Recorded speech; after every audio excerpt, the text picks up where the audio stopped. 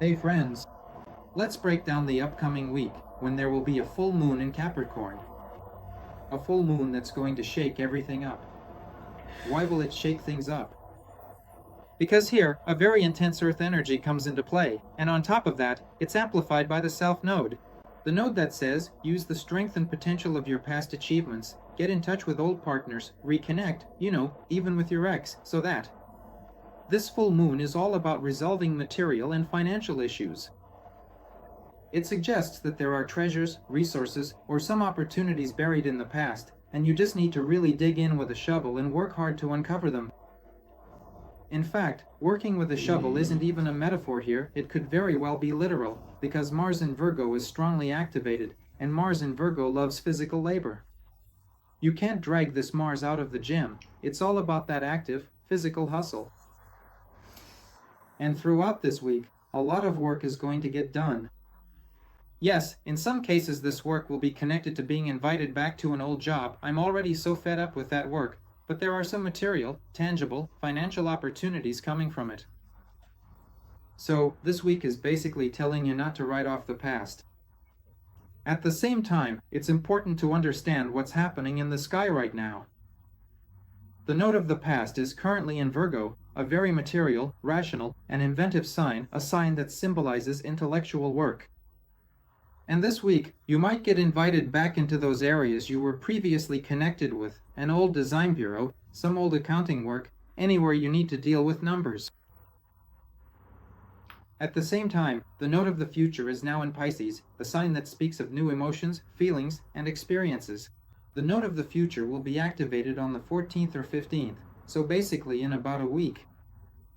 But right now, this week, the node of the past will be working overtime, so much so that, no one will be bored. Still, the week itself, well, whatever. There's a full moon, there's movement, there's a good, effective, and productive push in these matters. But there's one fly in the ointment this week, and that's the black moon, which gets activated on Monday. At the same time, the black moon will play out on the 2nd, the 5th, and on Monday, the 7th of July. The black moon is currently moving through the emotional sign of Scorpio, which is all about close people, about those I care deeply for, and around these people, maybe from the family circle, maybe from a romantic or passionate storyline or setting, an emotional drama unfolds. Yes, with accusations, yes, with confrontations, yes, with a what the heck is going on attitude. And around this emotional environment, the black moon's dramas can also stir up some financial issues. That's exactly where the difficulty lies.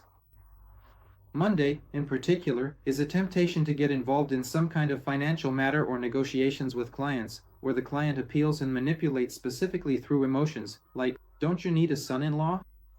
They start getting under your skin, literally invading your personal emotional space. And this is exactly where the manipulations of the black moon come into play. They'll be done under the pretense of, well, we're close, aren't we? Lend me 500. And this kind of manipulation, the whole insider-outsider thing, is just a performance here, it's not real. You get it? Other than that, the week is just packed, especially the full moon. Lots of action, work, and results all over the place. The only slippery spot is Monday. Well, there's also Saturday evening, which is pretty provocative too there. The black moon will kick in for a few hours as well. That's the general overview for the week. But I've also got forecasts for each zodiac sign for the week. You can find them below. There'll be a link to the Retro Mercury service. There, I go over each sign in detail. I talk about what's happening during the week, what you should pay more attention to, and what you can pay less attention to. Basically, it's the same stories, the same pitfalls, just from a different angle, from the Aries perspective, from the Sagittarius perspective, and so on. So, if you're interested, check it out. It's actually a great way to get your bearings in this current celestial wonderland. And now, in this video, I'll break down each day in more detail. I'll go over what's happening and how to pay attention to these things. Let's start, of course, with Monday. That very day of the black moon. Monday until the 2nd. I'm heading out to Komarovo. Honestly, it'd be great to just get away somewhere for the whole of July. But this week is an exception. It's actually a good time to get some work done. But Monday, right, what's happening here? In the morning, there's basically an opposition to Venus, but it happens around 9 or 10 in the morning. Ah, right, I still need to set the time. Basically, this is Novosibirsky time. Alright, let's leave it like that. Very early in the morning, the opposition with Venus means there's some kind of romantic snag right at the start of the day, and it might cause a bit of, misunderstanding in matters of love. Where are my socks? Can't find them in the morning. Whose fault is it? Exactly. And so, there's some kind of snag related to Venus matters, and it's kind of contradictory. Well, whatever, let's not worry about it. And then we move on. Oh, the moon. It's making some really important aspects here, but those happen closer to the evening. Basically, around 10 o'clock. Let me just remove the time, since it's set to Novosibirsk here. And in the evening, the aspect to that very Mercury with the black moon kicks in, pointing to a shady deal involving emotional manipulation, maybe some kind of family manipulation, or the staging of some sort of game or performance. At the same time, Mercury is generally the planet associated with deals and business matters. And here, it's like someone is trying to push a deal, a task, or negotiations onto you, but at the same time, they're really getting under your skin. Whether that's good or bad isn't really for us to decide here. But what's important is that the black moon won't be around for the rest of the week. So here, specifically in the evening, after 6 o'clock, it can play out very clearly and noticeably. Although, it's possible it's already played out for you. It was there on July 2nd, and again on July 5th, and now, in the evening, it reaches its peak manifestation. Let's move on.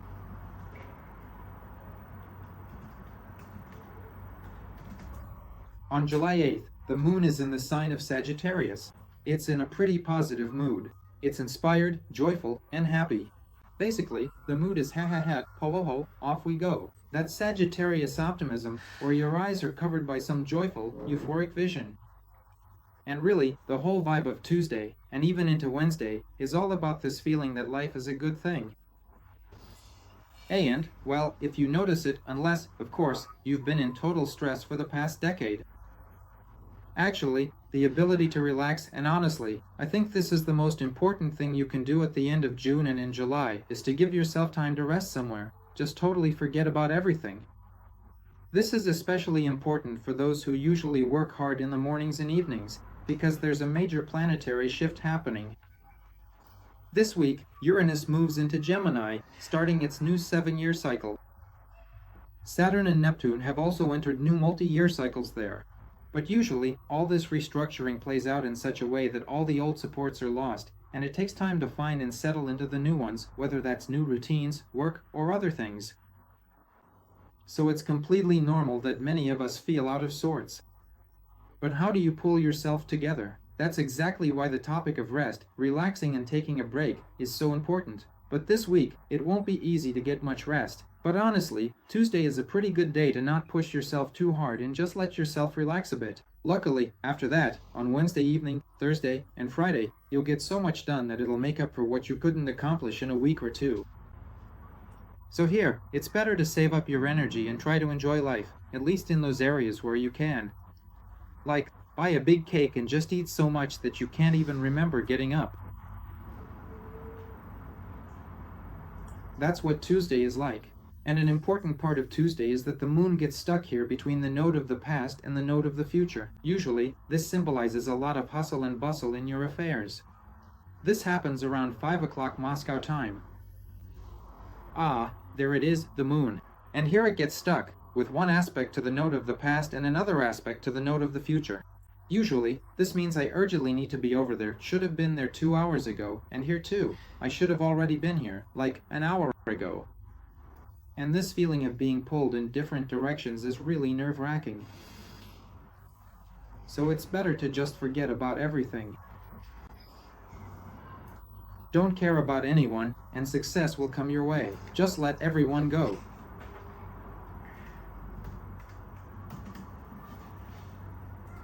let's move on. Go. July 9th. Basically, at the start of the day, the moon is still in Sagittarius. Well, until about noon. This positive vibe, this kind of happy, rainbow mood for no reason at all. Here's another important point. We usually look for a positive mood only when there's a reason. Like, you bought a car, you're happy about it. Didn't buy a car, crashed it, you're not happy. So, let the stars be your reason. So, on Tuesday, the moon in Sagittarius is always a reason to be happy. It just gives it spontaneously. And here, Wednesday morning is also really light and positive right from the start. There's some kind of movement, you just can't sit still, and the full moon is already close. And the full moon always amps up that feeling of I don't want to sleep, give me more action in life. I'm moved, I'm carried away. And after midday Moscow time, the moon moves into the sign of Capricorn, and this very Tarabaja begins, which in Spanish means to work. Fucking. And this will be for the next 3 days. At the same time, it's something you want to do. The full moon gives a lot of energy and gives a lot of actually, Capricorn is always about our adrenaline system, it's our stress. And it's like a thorn in your side that just makes you want to run somewhere, do something, solve problems. And that's when your mood starts to ramp up. The whole second half of Wednesday, there's more and more movement, more and more activity, more and more action. And off it goes. And right away, starting from lunch, some important challenges come up, because the moon here is already making aspects to Saturn and Neptune, setting the tone that there's no time to sleep. That's it, work starts to take center stage and grabs your main focus. And then, for the next 3 days, everything will be under this good action vibe. Well, I think it's good action. For those who like to just chill out, yesterday was the day to relax.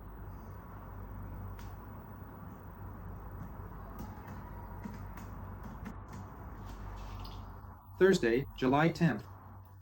Here, basically, the moon reaches its peak intensity, and by around 2 in the afternoon it makes an aspect to Mars. Mars in Virgo means intellectual power. It's like your brain isn't just boiling. Have you ever caught yourself in that feeling when you're thinking so hard, not just when your eyes are popping out, but when it feels like your thoughts are actually moving under your hair? Right here, that's exactly the feeling. It's like violence against your brain. On one hand, Mars is often about aggression, and Mars in Virgo is aggression. Well, our own, like gnawing on the granite of knowledge, is a really fitting metaphor for this Mars in Virgo. Here, our brain will literally be stirring under our hair, trying to digest some science, some knowledge. This is the kind of situation where there can be a lot of difficult intellectual challenges. There are people who handle this just fine, and there are people who get frustrated when they can't understand something, can't figure it out, or can't solve it. Even if my brain doesn't get it here, it'll still be stuck, but I'll figure it out. I'll sort it out. I literally burn with frustration because I need to solve this or that intellectual problem, and my brain is just running hot, working at full speed, tearing itself apart. Go for it. This is such a cool intellectual period. But after it, you'll honestly be wiping sweat from your forehead because you really put in the work, had a kind of brainstorming session, rethought, and reconsidered a lot of things in your life. Once again, to rethink things, to bring order, to create structure, to set up a system, to get rid of all the junk, to declutter everything in a kind of wild aggression, just throwing out those old things, stuffing them into a bag. This sort of frenzy for tidying up, it will be everywhere right now. An important part, actually, is that on July 10th there's a full moon, which happens at night, literally at midnight from the 10th to the 11th. It's also under the strong influence of the note of the past, which speaks of old, long-standing issues that you were dealing with 10, 20, 15, 150, or even 30 years ago.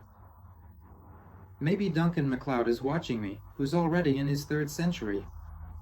In general, you might really feel here that some tasks from past lives are coming back to you. People from past lives come into your life, and since this is all under Virgo, these are intellectuals, brainiacs, people with a systematic outlook on everything. Just talking to them makes your whole mental matrix start to stir and rearrange itself. But the downside is that this could mean being offered a job you don't like but that pays well, positions you know inside and out, where the boredom is just deadly. Still, there might be some benefit or practicality to it, because the node of the past always brings a sense of monotony. When it's next to Mars, it kind of stirs up Mars energy, but the node of the past always makes us feel bored. At the same time, an important part is that last week Venus was in aspect with the node of the past, the planet that symbolizes women. And all last week, women's gatherings and women's communities could have been forming. I don't know, maybe it was just me, but every time I went out, there was some kind of women's get-together happening here, there, everywhere. So, I chatted here, and there was another women's group. Basically, it feels like women are coming together, forming groups, and hanging out. Now we're talking about men's gatherings. Mars is starting to align with the node of the past. This will be a trend for the rest of July, and the tendency for men to unite will start to take shape, especially somewhere like the gym. Because Virgo energy is often about working out, getting into sports. So, the topic of men's communities will definitely come up around this full moon as well. It could be a serious crew that comes in, tears down all your wallpaper, and completely renovates everything in just a few days. The theme of a male work team, efficient, hardworking, is really strongly represented during this full moon.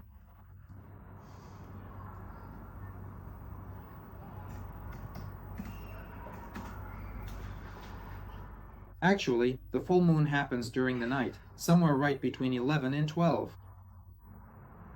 Well, at midnight. You might not be able to fall asleep that night, because the full moon always stirs things up. It always gives you the feeling that you close your eyes, but there are squirrels running around in your head. In other words, this sense of excess energy will be present for these 2 days, especially if you're an earth sign. If you're a water sign, on the other hand, you might feel drained, disconnected, or just out of energy. But earth signs are most likely just on top of the world here. And most likely, I think the majority of people will still be in an energized state around this full moon. So, what's happening on July 11th? The moon spends most of the day in Capricorn, which means it's all about structure at work, systematization, building, basically, creating a solid foundation you can rely on. So, all these days around the full moon are about the pillars of our reality, the things you can stand on and feel secure. In other words, you might need people you can really rely on. This is a good time to work on projects that are already well known and familiar to you, but which can serve as a foundation in your life.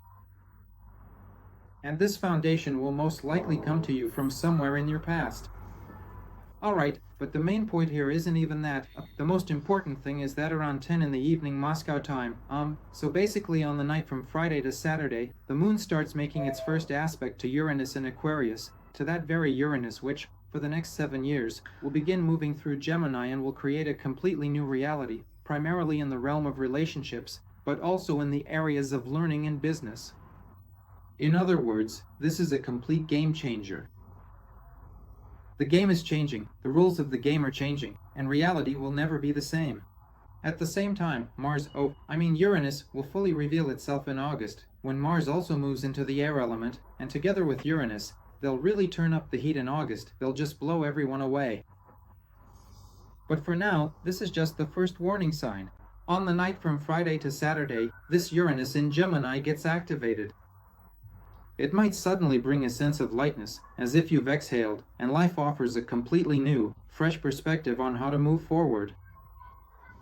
In my July forecast, I talked in detail for Aquarians, Taurians, and Scorpios about how this this Uranus in Gemini radically changes the rules of the game. I won't go into that now. I'll just point out that here, on the night from Friday to Saturday, you might catch its first signs, the first hints, and see that you're ready for some radical upheavals in your old reality. That's the perspective.